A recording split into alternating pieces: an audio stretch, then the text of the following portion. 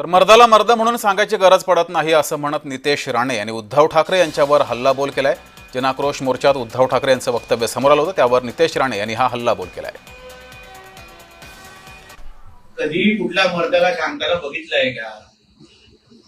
जे जो इकडचे ना तिकडचे असतात त्यांना सांगायला गरज आहे की मी मर्द हूं, आणि त्याच्यासाठी पण जरा बघून मर्द वाटला पाहिजे। बघून असं नाही वाटलं पाहिजे की तो क्वेश्चन मार्क आहे की नाही। म्हणून उद्धव ठाकरेंनी तर याबद्दल भ्रष्टाचार आणि या विषयाबद्दल बोलू नये।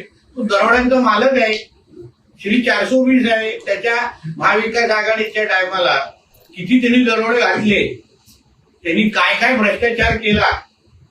अहो, उद्धव ठाकरेंचं घरच भ्रष्टाचारावर चाललेलं आहे।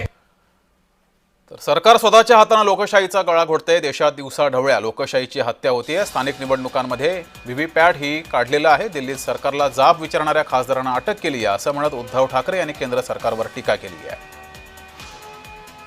दिल्लीतला तो प्रसंग किंवा ती जी काही घटना आहे, सर्व विरोधी पक्षाच्या खासदारांना निवडणूक आयोगावरती चालले होते, त्यांना जाब विचारायला चालले होते, त्यांना पकडून बाजूला नेलं गेलं, अटक करण्यात आली।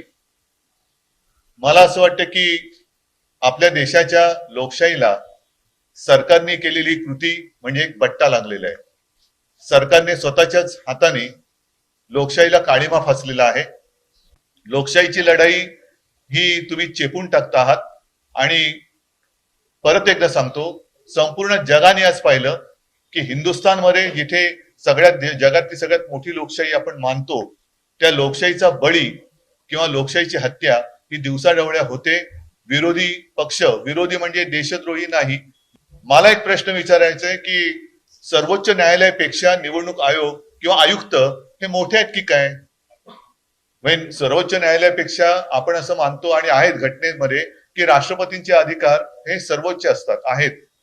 आता राष्ट्रपतींच्याही वरती उद्या राष्ट्रपती नाही काही सांगतील तर निवडणूक आयुक्त हे राष्ट्रपतींच्या बरोबरीचे अधिकार दिलेले किंवा राष्ट्रपतींच्याही वरती आणि सर्वोच्च न्यायालयाच्या वरती अधिकार असलेले पद आहे का?